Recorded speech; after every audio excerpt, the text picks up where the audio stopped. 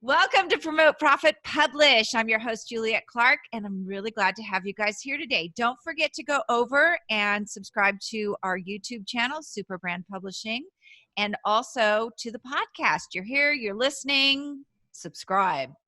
So today's guest is JJ Flizanes, and she is an empowerment strategist and the host of several podcasts, including People's Choice Award nominee Spirit, Purpose, and Energy. She's the director of The Invisible Fitness and a best-selling author of Fit to Love, how to get physically, emotionally, and spiritually fit to attract the love of your life. Ooh, I should read that. And The Invisible Fitness Formula, 5 Secrets to Release Weight and End Body Shame. Named the best personal trainer in Los Angeles in 2007 by Elite Traveler magazine, JJ has been featured in many national magazines, including Shape, Fitness, Women's Health, and appeared on NBC, CBS, Fox, the CW, and KTLA. And she's actually going to share a free gift with us at the end, one of her books. So welcome, JJ.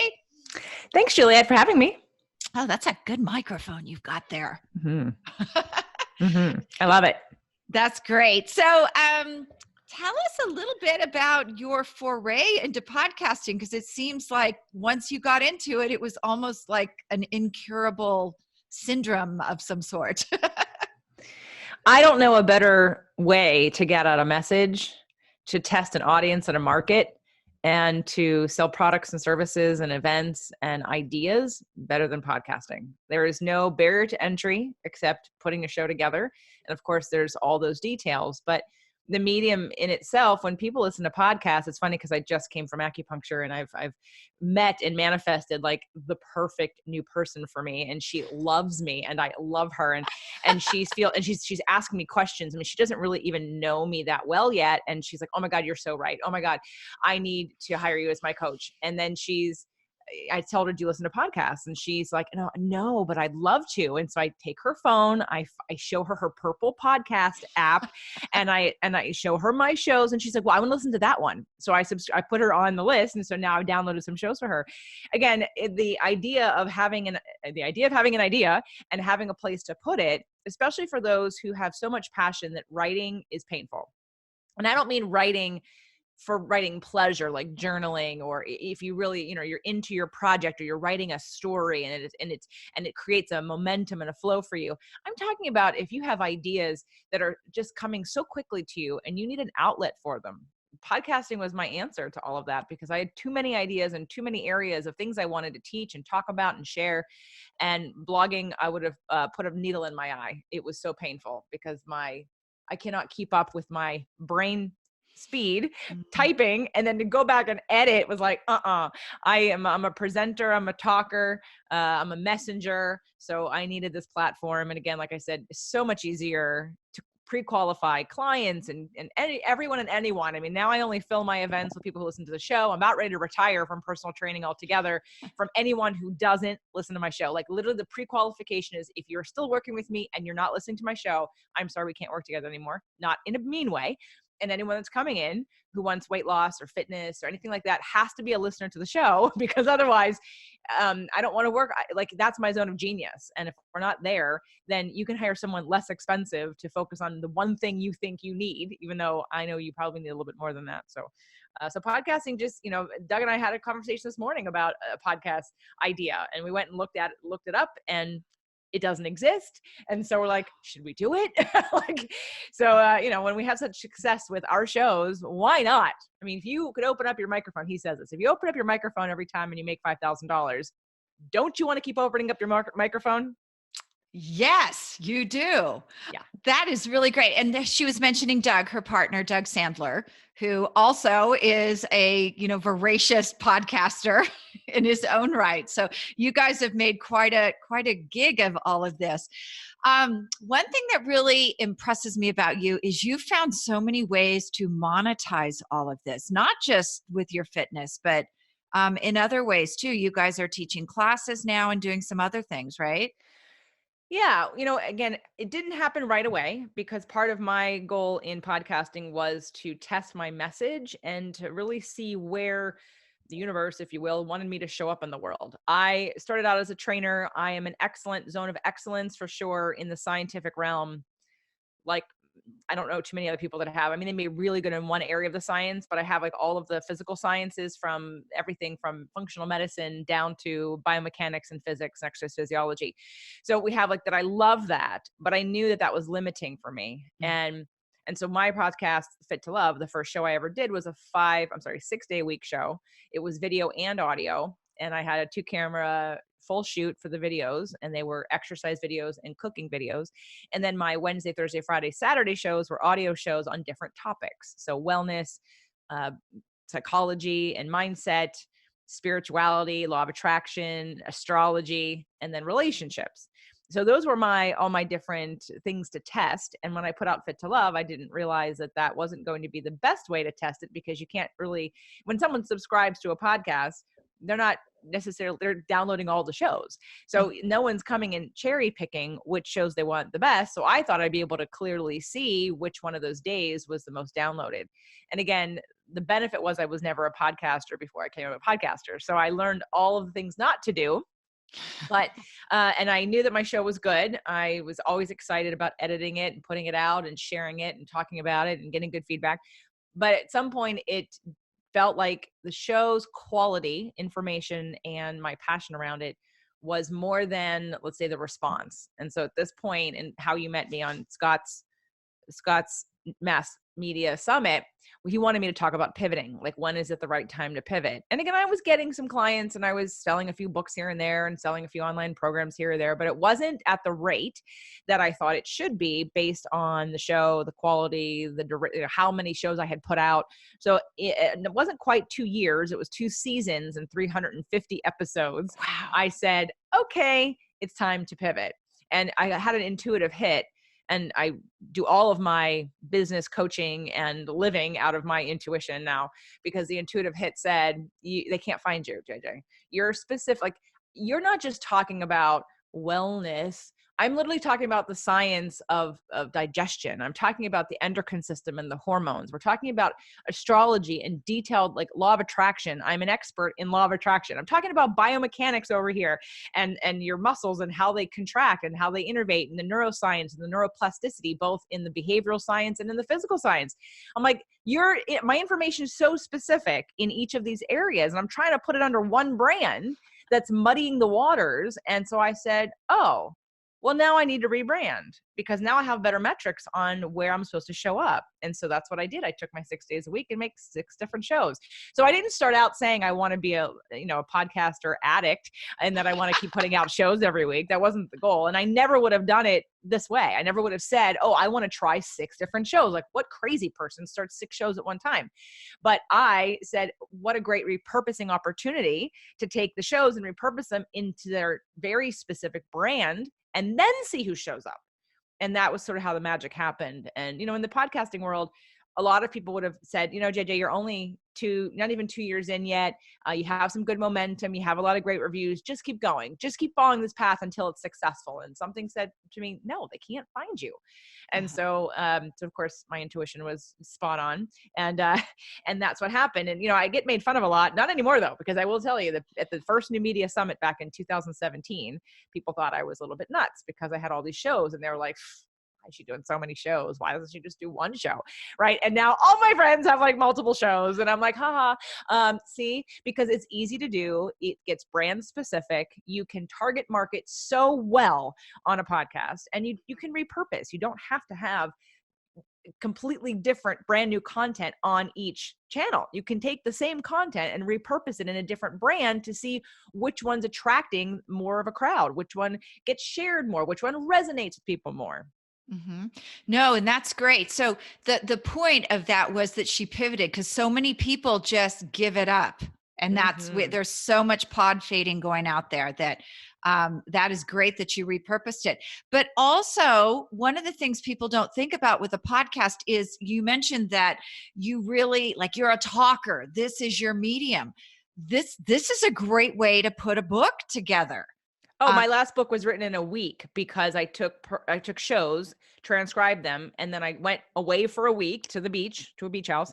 And all I did was take those transcriptions, put them in the right order, and then write the stuff to link them in between. I had to write a few new chapters, but yeah, it was done very quickly.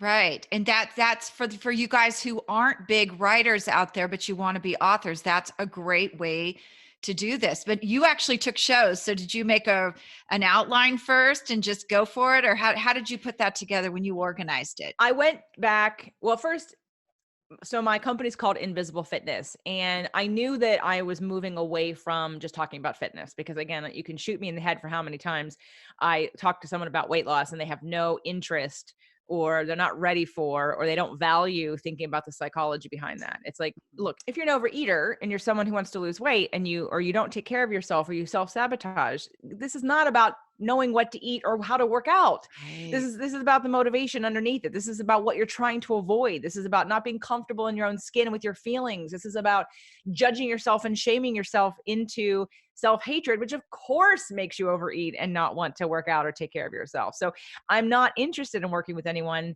anymore, period, on just exercise and fitness. Now, I haven't been for a long time, but even still to date, I'm about ready to like retire from a lot of my clients. And I've kind of warned them ahead of time. And it's not a threat, but like, guys, I'm not a babysitter. And yes, I keep your joints healthy. You're not injured, you're efficient, but you're not willing to let me help you in the other areas. And the reason why we're doing this in the first place. So at this point, it's not right anymore. And it's time for me to just literally step into my zone of genius and claim that. So with all of that, if you want a book, like my book is I already have so many books transcribed, ready to go. And I'm not ready yet. I know what the next one, I think I know what the next one's going to be, but I already have most of the shows transcribed. So when I went back and I looked at what's going to be in this book, I thought, all right, for once and all, I've been a trainer for 20 years. Let's take, what do people need to know really? What are the steps to really make someone successful long-term? And so that was easy. It was 5 steps.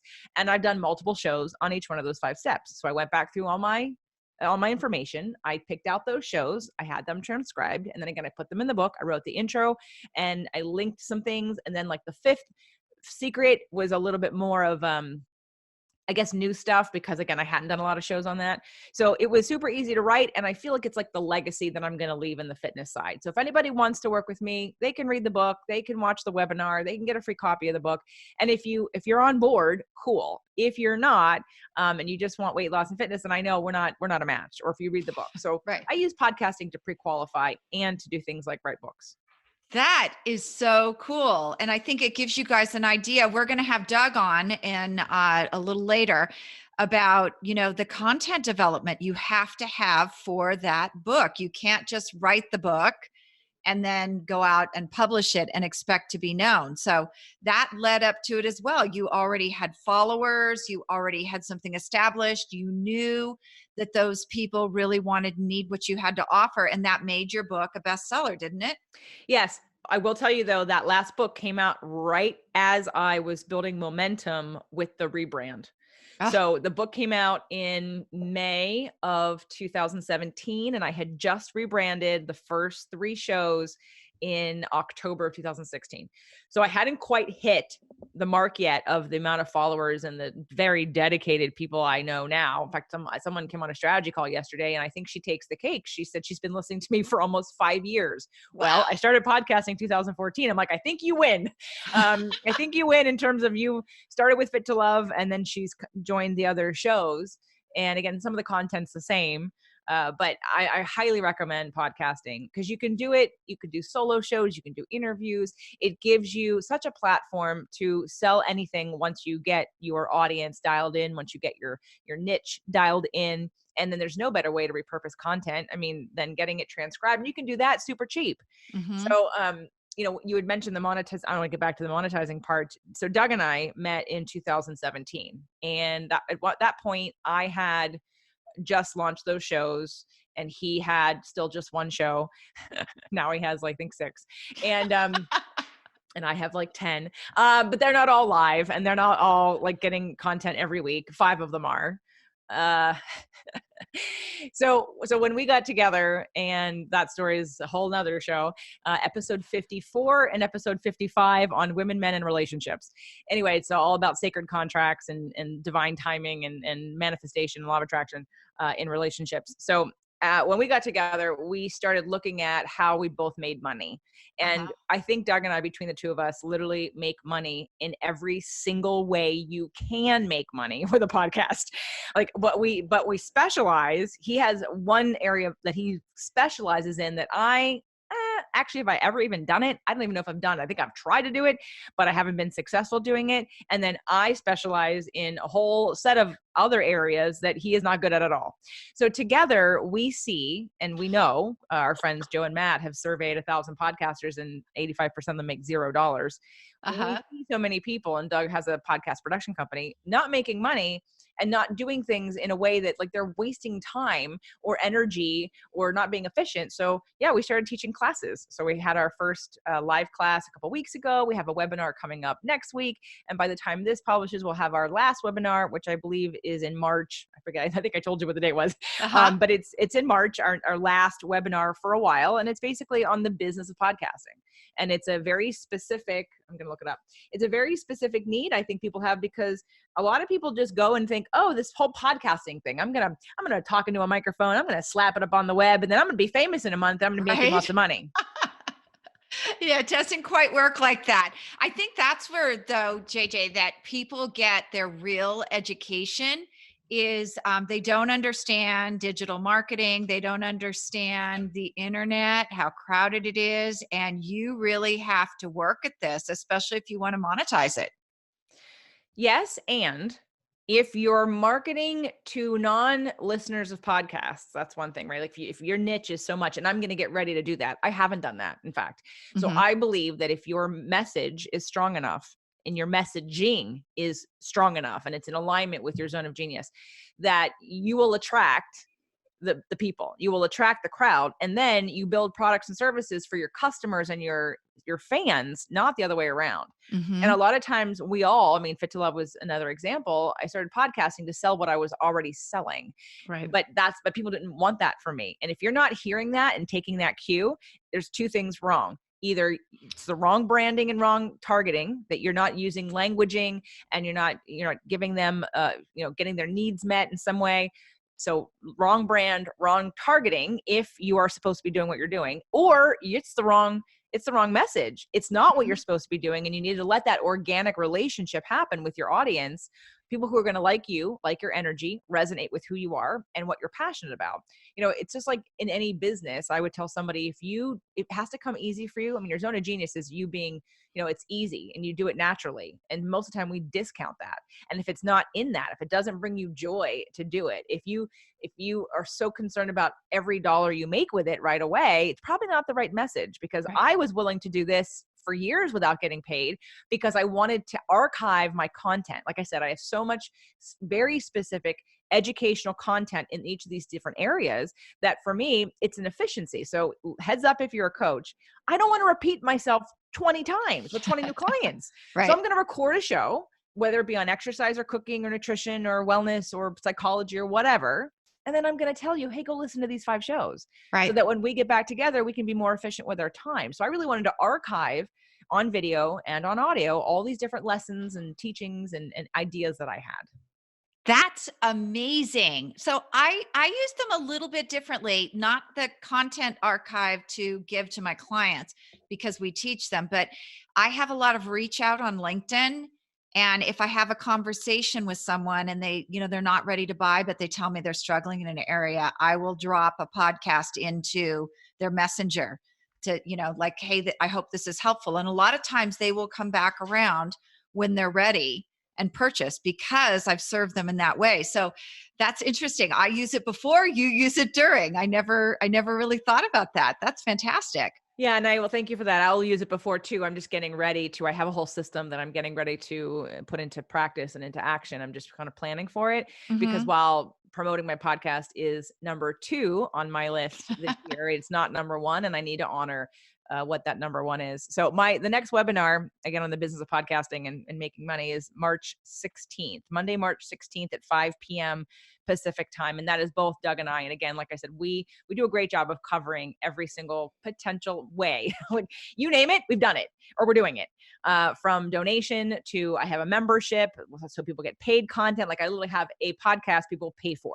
So there's no free content. They just pay for it. It's a membership. And then from sponsorship to turning guests into clients, to selling products and programs, to events, to anyway, all of it. We do all of it. That's fantastic. So for you guys out there though, I mean, that's something you definitely would want to go to, but here's the other thing. I just went to an event up here in Salt Lake and about 40 people and probably 30 of them in the room hadn't started one yet. And they were, I could hear them over analyzing, just open up your microphone and do it.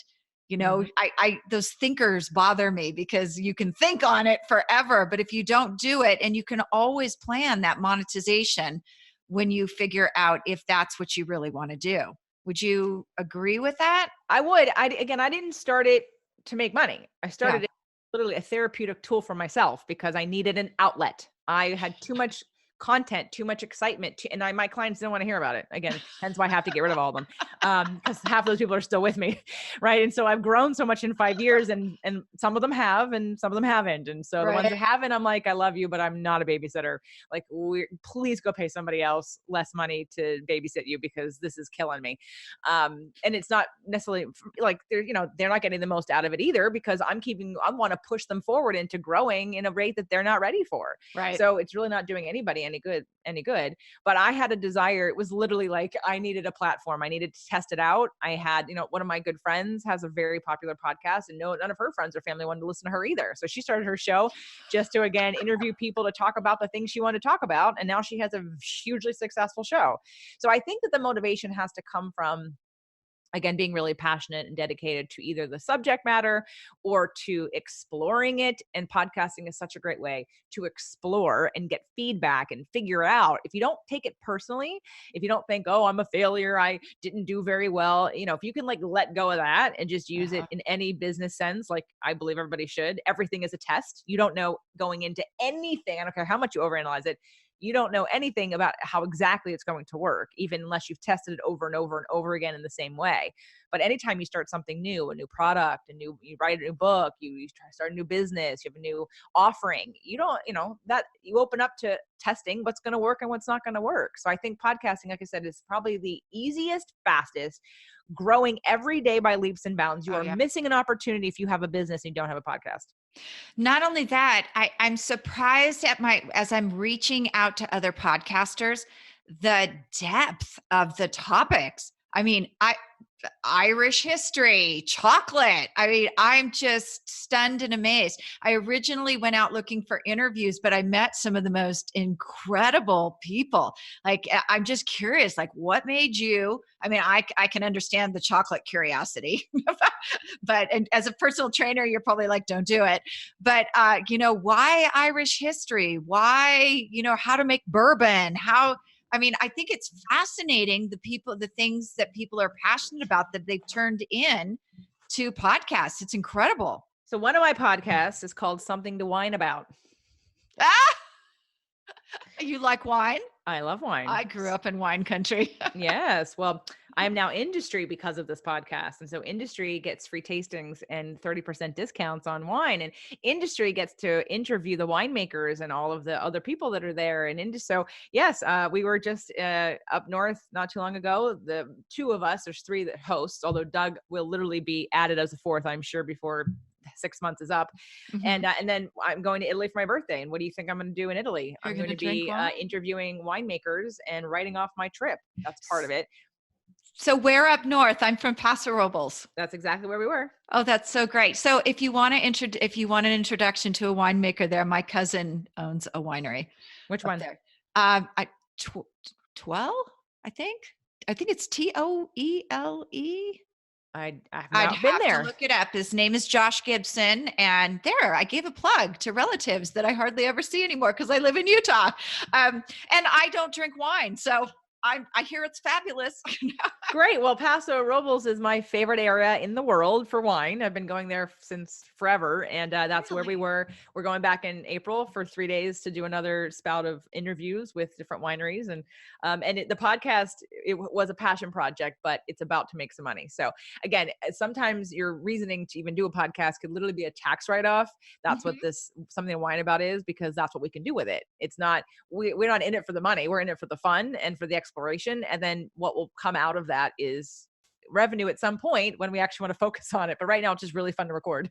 How fun. You know, it is so different when I go back there because when I grew up, it was all alfalfa.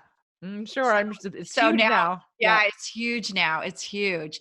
So where do we find you if we want to reach out and learn about your workshop and learn about everything you and Doug are doing? Yeah. Okay. Well, so where you find me is jjflizanes.com. However, I will tell you that those classes about the podcasting are not on my website because Okay. they're not they're not an offering that happens all the time. They're just a limited, like 1 or 2 time event. And then if we decide later to do it more, we will. But as of right now, March 16th is the last one for a while. So where you would find out more about me, you can go to jjflizanes.com and fill out the contact form, or the actual sign up and registration for this webinar is at turnkeypodcast.com/masterclass. So turnkeypodcast.com/masterclass to register for the March 16th webinar at 5 p.m. Pacific time. And again, we're going to go over messaging. We're going to go over having a business plan specific to your show. I just launched another show last week called Health and Wealth. Each one of these podcasts has a different business plan.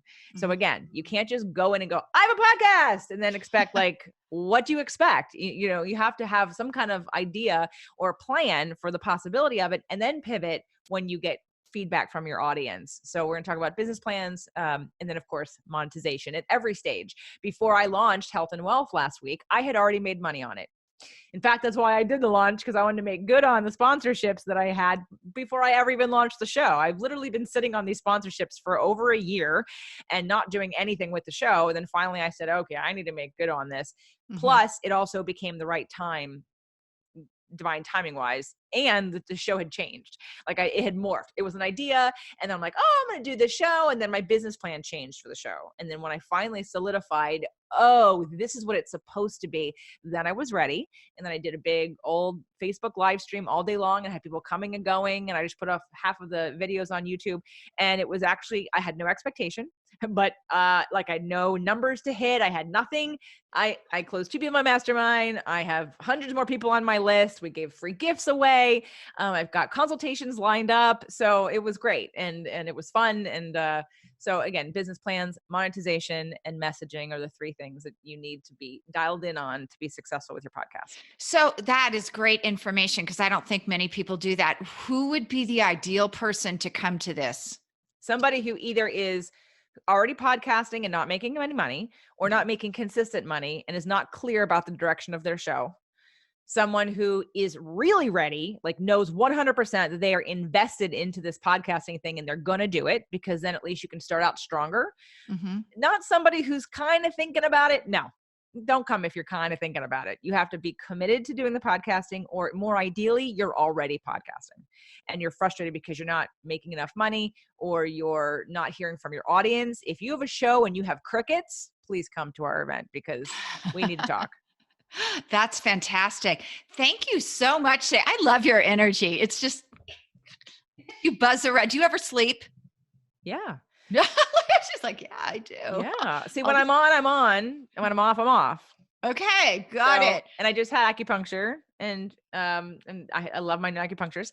And this is the first time I'm talking to another person besides her and Doug. So, and I love, obviously I love what I do, and I'm passionate about helping people, and I'm tired of people struggling in all areas of life, from relationships to health and wealth to podcasting. Like, because I'm a gatherer, I'm a seeker. I have so many tools, and I just love to share them when people are ready. That's amazing. I love acupuncture too. So it just gives me a lot of energy. Well, thank you so much for being on the show today. And I appreciate you coming. Thanks, Juliet. Let me know when it's going to be out, and I'll help share it all around. Okay, sounds good.